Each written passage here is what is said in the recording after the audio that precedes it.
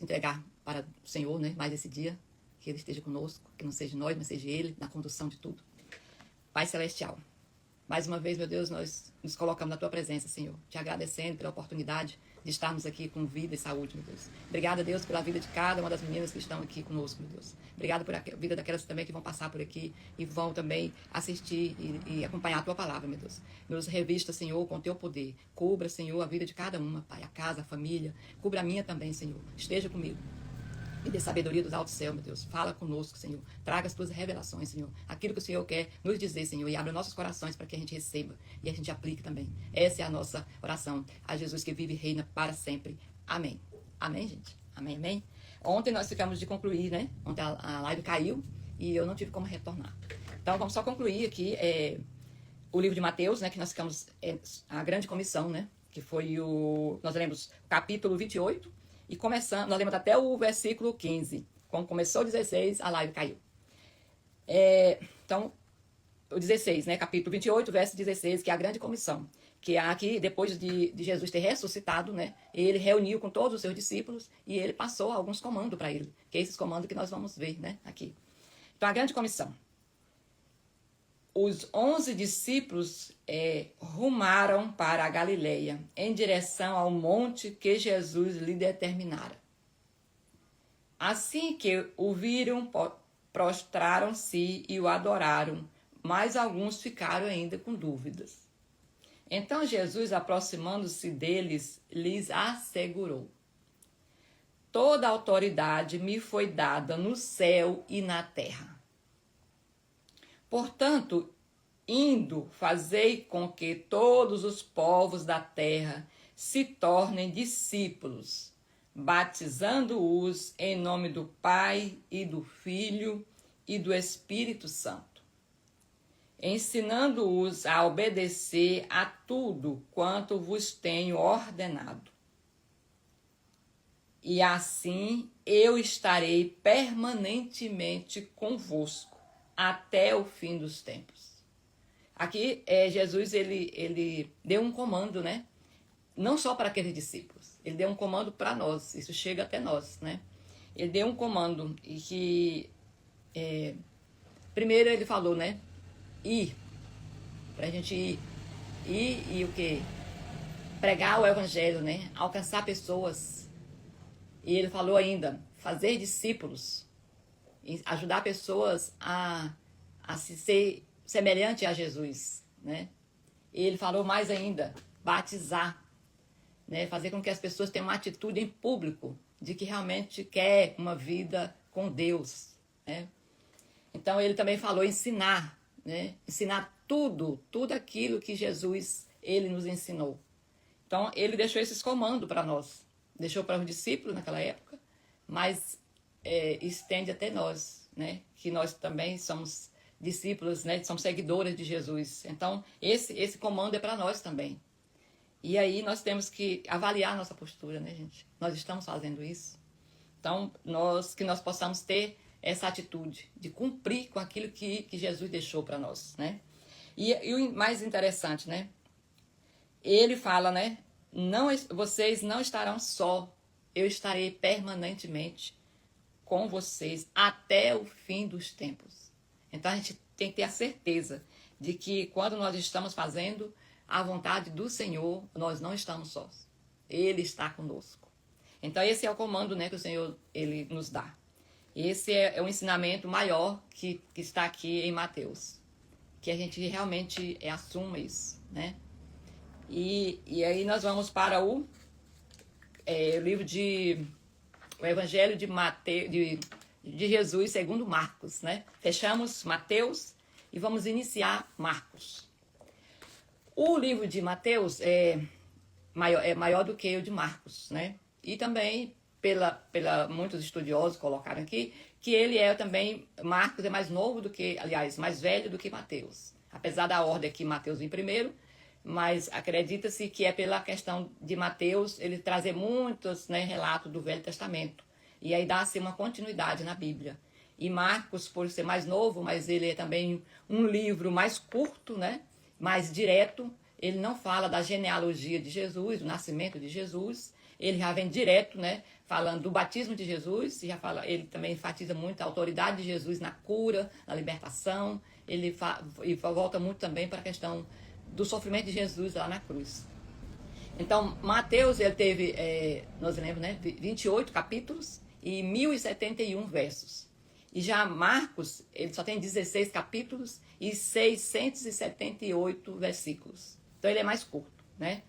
Aí, eu gostaria também de enfatizar, né, o livro de Mateus, Marcos e Lucas é considerado evangelhos sinóticos. Sinótico porque eles têm a mesma visão, né? Todos vão tratar, vão narrar a história de Jesus, de alguma forma, né? Da forma cada um da sua forma, né?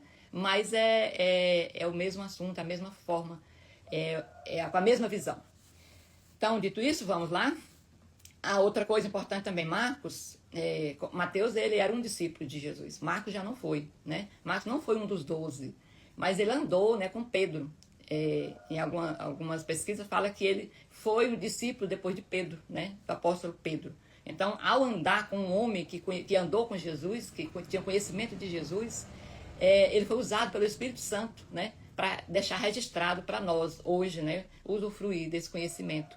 Né? Apesar dele não andar lado a lado com Jesus, mas ele buscou, né, o conhecimento, ele buscou andar com um discípulo de Jesus, né, que foi Pedro.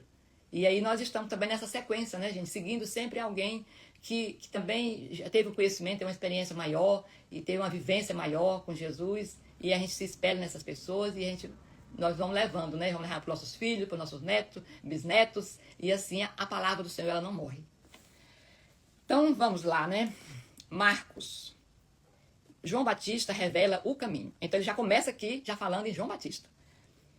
Primeiro, princípio do Evangelho de Jesus Cristo, o Filho de Deus, conforme está escrito no livro do profeta Isaías. Eis que eu envio o meu mensageiro diante de ti, a fim de preparar o teu caminho, voz do que clama no deserto.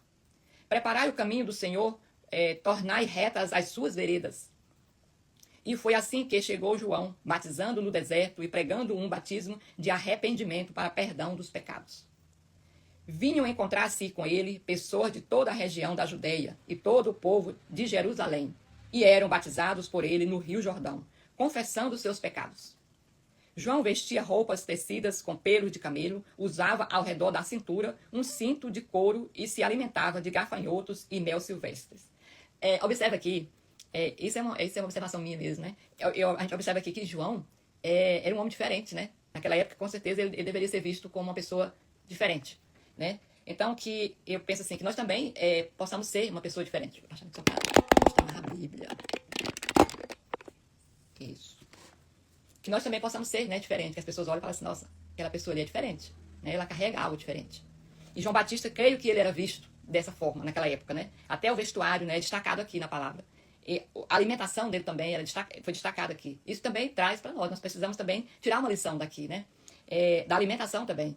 E eu creio que hoje, trazendo para o nosso meio, talvez o Senhor queira nos dizer, que para a gente se policiar também na forma de alimentar. Porque hoje existe também muito pecado esqueci o nome.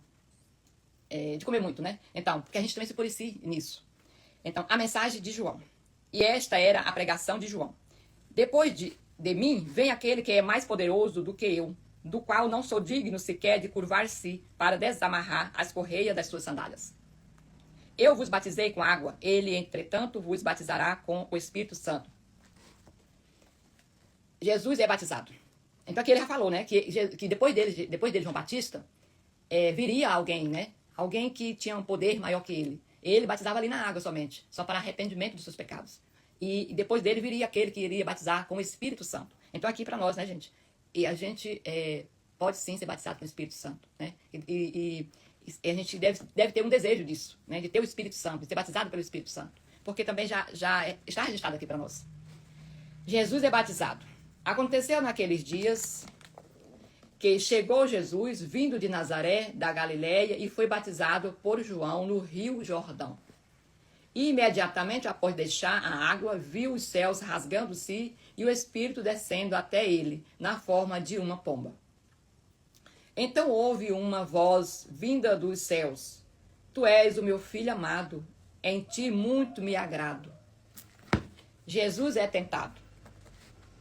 Logo em seguida o Espírito O Espírito dirigiu para o deserto.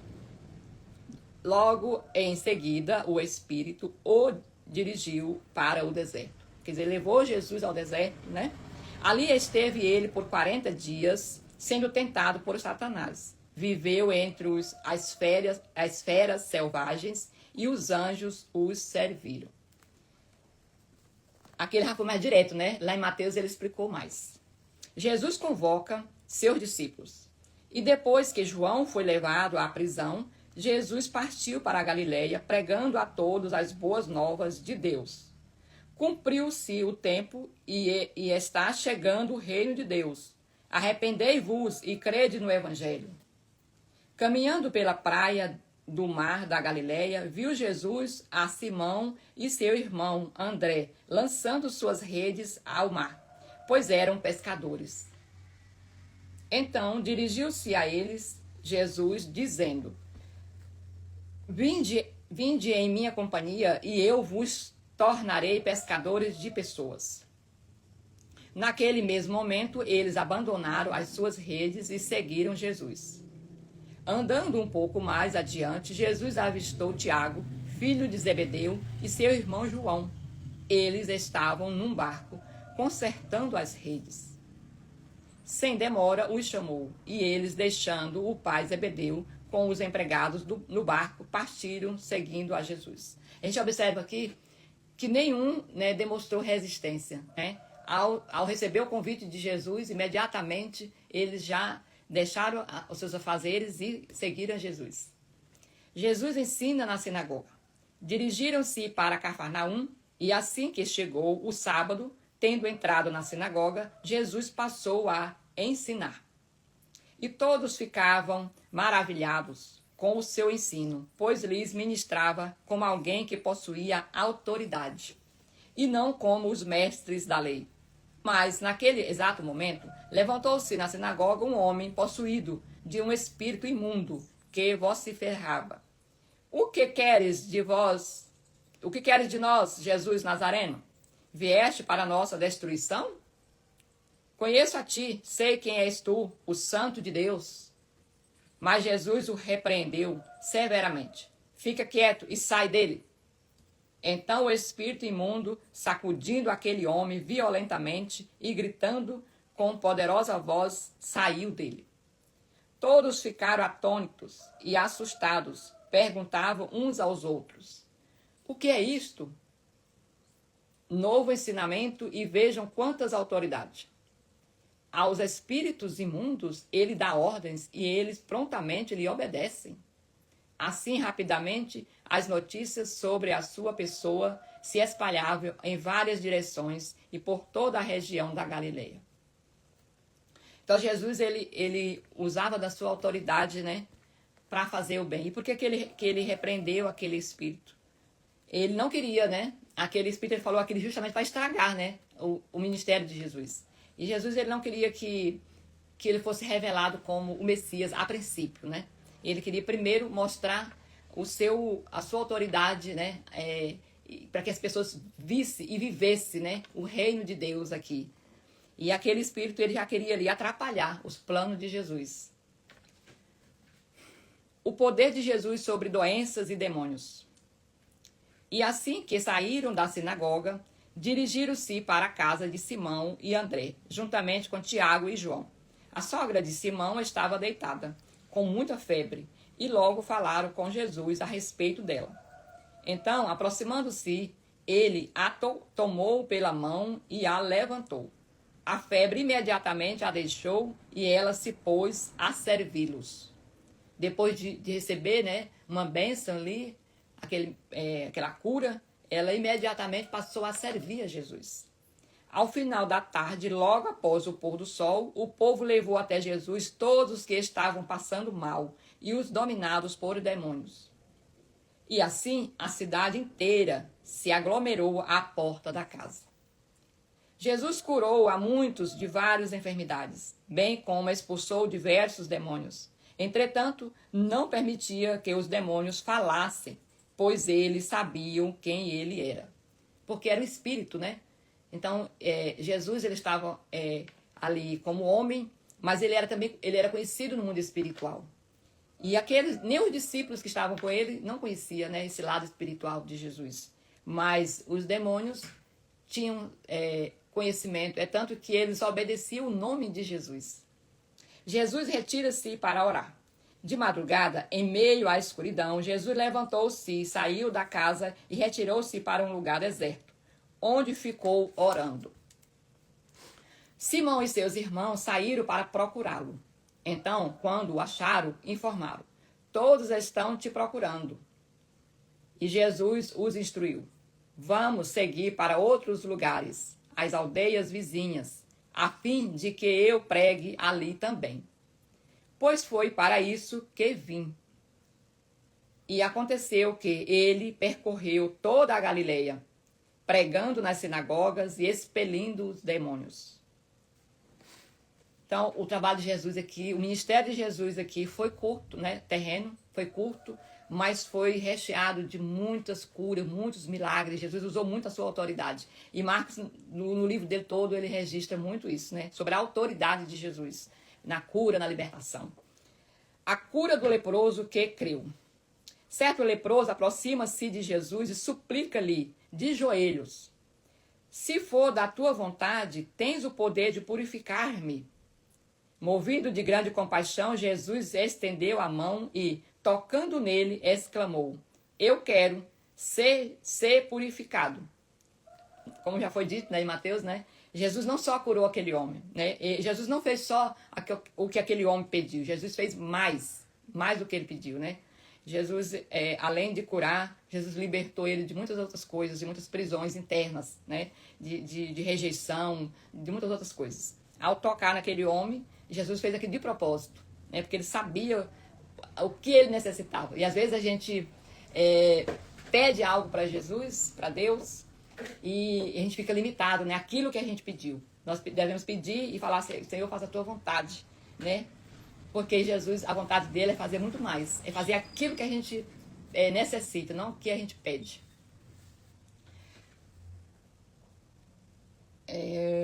No mesmo instante, toda a doença desapareceu da pele daquele homem e ele foi purificado. Em seguida, Jesus se despede dele com forte recomendação: atenta, não digas nada a ninguém. Contudo, vai mostrar-te ao sacerdote e oferece pela tua purificação os sacrifícios que Moisés prescreveu, para que sirvam de testemunho. Contudo, assim que o homem saiu, começou a proclamar o que acontecera e a divulgar ainda muitas outras coisas, de modo que Jesus não mais conseguia entrar publicamente numa cidade, mas via-se obrigado a ficar fora em lugares desabitados, porque a procura por ele era muito grande, né? Então aquele leproso, ele ficou tão feliz que ele quis testemunhar imediatamente, né? Ele não conseguiu guardar aquela bênção só para ele. Ele quis compartilhar, mesmo com a recomendação. Mesmo assim, pessoas de todas as partes iam ter com ele. Jesus perdoa e cura. Nós vamos para o capítulo 2 do livro de Mateus. Chegando de novo em Cafarnaum, depois de alguns dias, o povo ficou sabendo que ele estava em casa. E foram tantos os que se aglomeraram ali, que já não havia lugar nem à porta. E ele lhes pregava a palavra. Vieram trazer-lhe um paralítico carregado por 4 homens. Não conseguindo levá-lo até Jesus por causa da multidão, removeram parte da cobertura sobre o lugar onde estava Jesus e por essa abertura no teto baixaram a maca na qual se achava deitado o paralítico. Observando a fé que eles demonstravam, declarou Jesus ao paralítico: filho, estão perdoados de ti os pecados. Entretanto, alguns dos mestres da lei que por ali estavam sentados julgaram em seu íntimo: como pode esse homem falar desse modo? Está blasfemando. Quem afinal pode perdoar pecados a não ser exclusivamente Deus? Jesus imediatamente percebeu em seu espírito que era isso o que eles estavam urdindo e lhes questionou: Por que cogitais desta maneira em vossos corações? O que é mais fácil dizer ao paralítico: estão perdoados de ti os pecados? Ou falar: levanta-te, toma a tua maca e sai andando? Todavia, para que saibais que o Filho do Homem tem na terra autoridade para perdoar pecados, dirigiu-se ao paralítico: eu te ordeno, levanta-te, toma a tua maca e vai para a tua casa. Então ele se levantou e no mesmo instante, tomando sua maca, saiu andando à frente de todos, que estupefatos glorificaram a Deus, exclamando: nunca vimos nada semelhante a isto. Gente, aqui mais uma vez, né? É uma passagem também que é muito, a gente conhece bastante, creio que todos aqui já conhecem muito, né, essa passagem. Mas aqui o Senhor também nos ensina, além de muitas outras coisas, né? A questão da fé, da gente não ficar parado diante das primeiras tentações, dos primeiros desafios, né? Porque aquele paralítico ali, se não fossem os amigos dele, né? Aqueles homens que o levaram até Jesus, com certeza ele não teria chegado, né, a Jesus, não teria recebido a sua cura. Então ele precisou de pessoas para levar ele até Jesus, né? Então o que eu quero chamar a atenção aqui para nós mesmos é o seguinte: que nós possamos ter pessoas do nosso lado que nos levem até Jesus, né? Não pessoas que nos levem para distante de Jesus, porque nós temos pessoas que nos afastam de Deus e pessoas que nos aproximam de Deus. Aquele homem, ele tinha realmente consigo ali amigo de verdade, né? Que eles, mesmo encontrando aquela multidão ali, que com certeza, né, procuraram também até impedir, porque se a multidão quisesse, abria, né, espaço e aquele homem passava. Mas eles fecharam, justamente para dificultar, né? E às vezes a gente encontra, a gente está vendo ali uma bênção e a gente encontra tantos desafios que às vezes a gente desiste, né? Porque a gente não possa ficar paralisado, né? Porque aquele homem estava paralisado, né? Ele estava numa maca, ele não andava, mas ele precisou de alguém e ele aceitou, né? Se ele não tivesse aceitado, aquele pessoal tinha largado ele lá, tenho certeza. Mas eles não pararam, teve muitos desafios. Gente, olha que foi grande. Imagina aí, para aí um pouquinho, imagina. Chegar numa casa cheia, né, por fora e por dentro, pessoas, e ele subir no telhado, né, tirar as telhas, descer aquele homem pelo telhado. Gente, não foi fácil. Isso é para mostrar para nós que tem coisas que requer muito esforço na nossa parte, que a gente não pode existir com facilidade, né? E que a gente se aproxime, de fato, de pessoas que nos leve, que nós possamos aproximar de pessoas que nos leve para a presença de Jesus, né? Porque, e outra coisa também, né? A gente também não ficar com problemas, né? A gente às vezes tem problemas internos, né? Que nos paralisa a gente fazer aquilo que o Senhor colocou pra gente fazer, né? Que a gente possa avaliar, possa colocar no papel, né?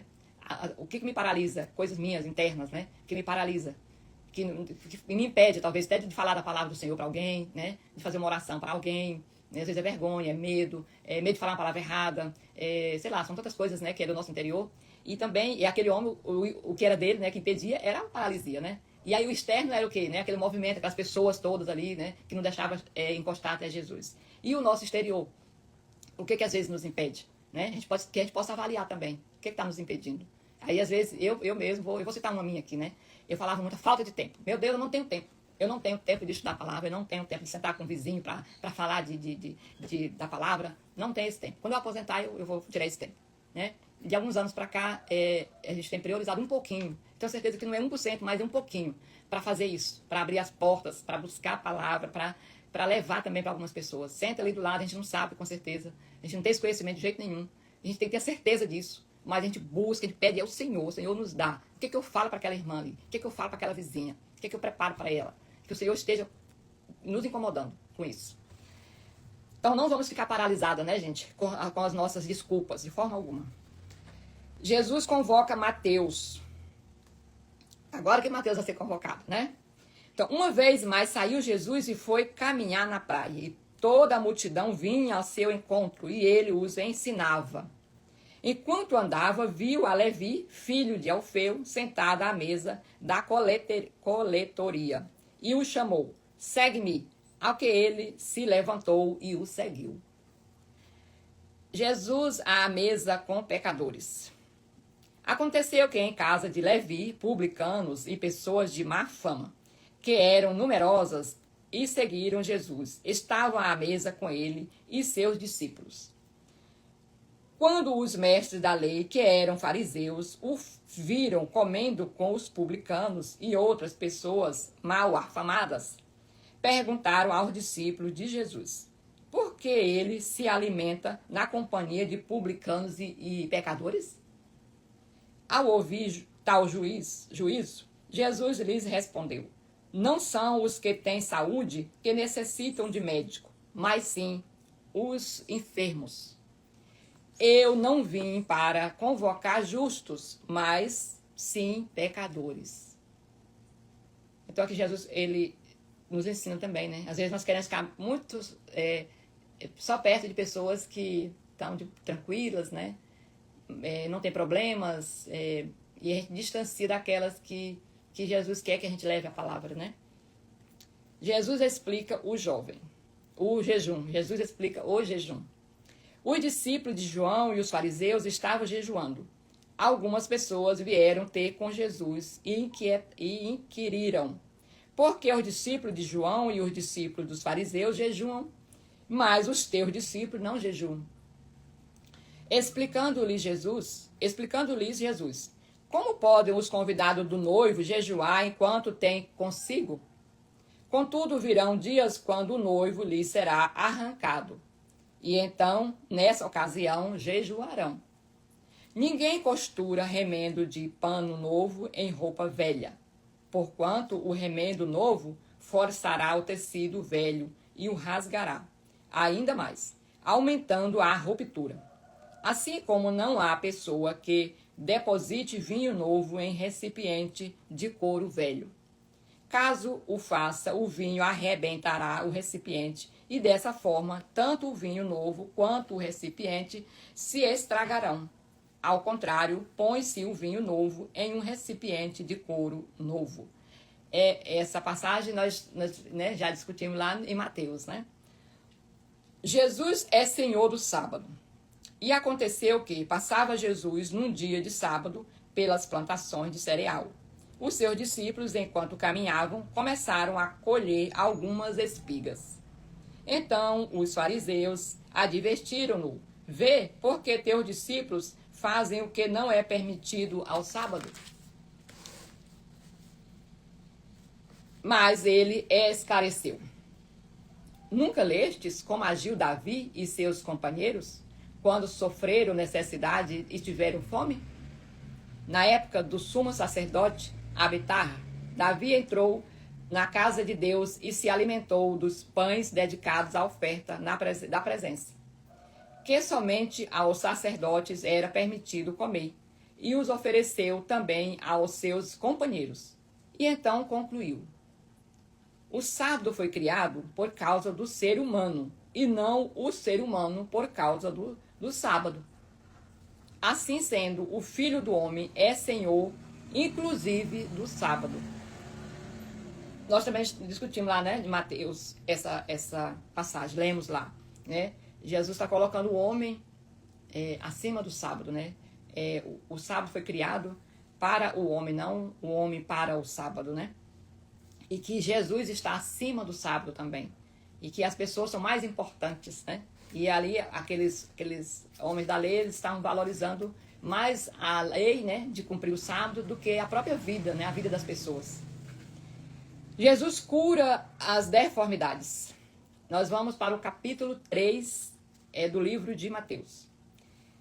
Em outra ocasião, Jesus entrou na sinagoga e encontrou ali um homem que tinha atrofiada uma das mãos. Alguns dos fariseus estavam procurando uma razão para acusar Jesus. Por isso, observavam com toda a atenção, a fim de constatar se ele iria curá-lo em pleno sábado. Então convidou Jesus ao homem da mão atrofiada: levanta-te e vem aqui para o meio. Em seguida, Jesus indaga deles: o que nos é permitido fazer no sábado? O bem ou o mal? Salvar vidas ou matar as pessoas? No entanto, eles ficaram calados. Indignado, olhou para os que estavam ao seu redor e, profundamente entristecido com a dureza do coração deles, ordenou ao homem: estende a tua mão. Ele a estendeu, e eis que sua mão fora restaurada. Diante disso, retiraram-se os fariseus e iniciaram em acordo com os herodianos, uma conspiração contra Jesus e tramavam um meio de condená-lo à morte. Jesus cura multidões na praia. Só voltando aqui, para vocês verem, né, o quanto esses homens que estavam ali para cuidar das pessoas, né, que eram homens da lei, né, eles valorizavam mais o que estava no papel do que a vida das pessoas, né. Era preferível deixar o homem lá com a mão dele, né, doente, do que receber uma cura. Jesus cura multidões na praia. Jesus retirou-se com seus discípulos e foi na direção do mar, e uma numerosa multidão vinda da Galiléia o seguia. E assim que ouviram a respeito de tudo o que ele estava realizando, grande quantidade de pessoas provenientes da Judeia, de Jerusalém, da Idumeia, das regiões do outro lado do Jordão e das cercanias das cidades de Tiro e Sidom, veio ter com Jesus. Então, por causa das multidões, ele pede aos discípulos que passem a manter um pequeno barco à sua disposição, para evitar que a massa de pessoas o apertasse, tirando-lhe os movimentos. Não sei vocês, mas eu vou lendo e eu fico assim, tipo, parece que eu estou vendo, né? Visualizando aquilo lá. Então, Jesus, ele estava sendo sufocado ali, né? Tantas pessoas. Aí, vai para um barco, que aí a pessoa não vai entrar na água, né? Para estar ali com ele. Então, ele ficou mais afastado um pouquinho no barco e na água. Pois ele havia curado grande multidão, de modo que todos os que padeciam de alguma enfermidade se acotovelavam na tentativa de vê-lo e tocá-lo. Imagina, gente, o sufoco que era, né? E acontecia que todas as vezes que as pessoas com espíritos imundos o viam, atiravam-se aos seus pés e berravam: Tu és o Filho de Deus. Todavia Jesus repreendia tais espíritos severamente, ordenando que não revelasse quem ele era. Para você ver o tanto que é poderoso o nome de Jesus, gente. Tanto que é poderoso. E olha, quanto tempo, né, a gente passou, pelo menos eu, tô falando por mim, né? Quanto tempo eu passei sem ter esse conhecimento. Jesus é Jesus. Para mim, não tinha muito. Mas o nome de Jesus é poderoso. A gente não faz nada no nosso nome. Às vezes a gente fica com receio de fazer alguma coisa, mas é porque a gente está acreditando no nosso poder. Mas quem tem o poder, quem faz tudo é Jesus. A gente só basta usar o nome de Jesus. Jesus convoca os 12. Jesus subiu a um monte e convocou para si aqueles a quem ele queria. E eles foram para junto dele. E escolheu 12, qualificando-os como apóstolos, para que convivessem com ele e os pudesse enviar a proclamar. E tivessem autoridade para expulsar demônios. Ele constituiu, pois, os 12. Simão, a quem atribuiu o nome de Pedro, Tiago, filho de Zebedeu, e João, seu irmão, aos quais deu o nome de Boanerges, que quer dizer filhos do trovão. E depois André, Filipe, Bartolomeu, Mateus, Tomé, Tiago, filho de Alfeu, Tadeu, Simão, o Zelote. E Judas Iscariotes, que o traiu. O pecado sem perdão. Foi então Jesus para casa e uma vez mais, grande multidão se apinhou, de tal maneira que ele e os seus discípulos não conseguiam nem ao menos comer pão. Quando os familiares de Jesus tomaram conhecimento do que estava acontecendo, partiram para forçá-lo a voltar, pois comentavam: ele perdeu o juízo. Não entendiam, né? O ministério de Jesus, o propósito que estava sobre a vida de Jesus. Mas os mestres da lei que haviam descido de Jerusalém exclamavam: ele está possuído por Belzebu. E mais, é pelo príncipe dos demônios que ele expulsa os demônios. Foi então que Jesus os chamou mais para perto e lhes admoestou por parábolas. Como é possível Satanás expulsar Satanás? Se um reino estiver dividido contra si mesmo, não poderá subsistir. Se uma casa se dividir contra si mesma, igualmente não conseguirá manter-se firme. Portanto, se Satanás se atira contra si próprio e se divide, não poderá subsistir, mas se destruirá.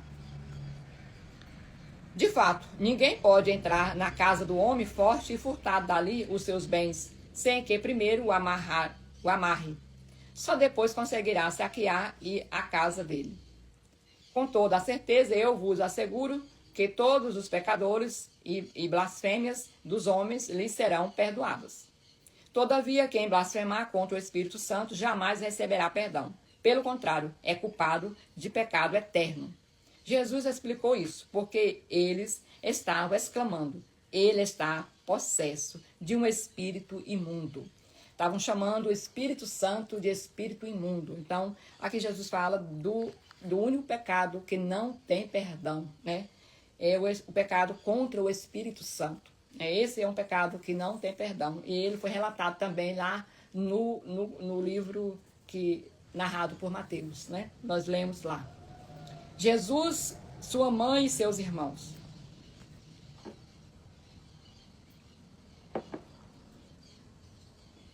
Foi quando chegaram a mãe e os irmãos de Jesus, e ficando do lado de fora, mandaram alguém chamá-lo.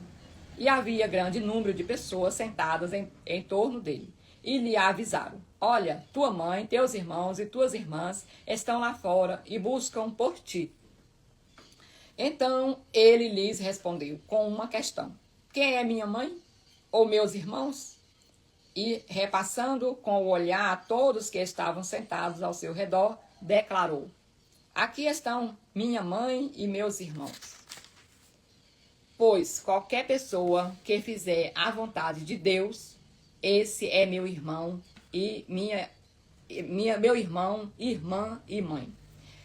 Jesus aqui, ele não quis diminuir, né, sua mãe, sua família, seus irmãos. Jesus aqui, pelo contrário, né, ele nos incluiu na família dele.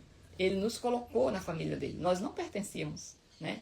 Mas Jesus veio para fazer com que a gente pertencesse à família dele, família de Deus. E com tudo isso que Jesus fez aqui nessa terra, né, com todo o sofrimento, com todo o sacrifício que nós vimos lá no livro de Mateus, e vamos continuar vendo aqui de uma outra forma, foi para que nós tivéssemos essa oportunidade, tivéssemos esse direito, né, de ser chamado família de Deus. E aí, eu particularmente me sinto assim, privilegiada, né, de pertencer, de saber que eu pertenço, né, à família do Senhor, à família de Deus, que Jesus me considera como um parente próximo dele, né? E aqui nós vamos nos encerrando no capítulo 3. Amanhã a gente volta a partir do capítulo 4 de Marcos, né? Eu fico sempre voltando ao Mateus, mas é o livro de Marcos. E parabenizar vocês, né, que ficaram até aqui, que acordaram de madrugada e manteram aqui firme. Que o Senhor esteja com vocês, que Jesus fortaleça, né, nos dando mais ainda desejo de conhecer a palavra dele, porque quanto mais a gente lê, mais a gente recebe revelação. Talvez a gente lê agora, a gente não recebe, mas no decorrer do dia, o Espírito Santo traz à nossa mente, à nossa memória, algumas passagens, fazendo com que a gente veja algumas coisas do dia a dia, né, e a gente possa relacionar com a palavra do Senhor, né, que o Espírito Santo esteja nos incomodando. Toda vez que a gente for fazer algo que não é da vontade do Senhor, que nós sejamos incomodadas, que a gente perceba e a gente volte atrás e muda a rota, tá certo? Então vamos orar? Pai, mais uma vez, Senhor, gratidão, obrigada, meu Pai, pela Tua palavra, obrigado pela oportunidade, Senhor, de estarmos aqui, Senhor, conhecendo mais de Ti, nos aproximando mais de Ti. Muito obrigada, Senhor. Que o Senhor nos ensine, Pai, colocar em prática os seus ensinamentos. Que o Senhor nos dê coragem, nos dê ânimo para que a gente possa também sentar com outras pessoas e passar aquilo que nós lemos, né, e ouvimos. Pai Celestial, é essa oração que fazemos em nome de Jesus, que vive e reina para sempre. Amém. Amém. Obrigada, gente, pelo apoio, pela presença de vocês.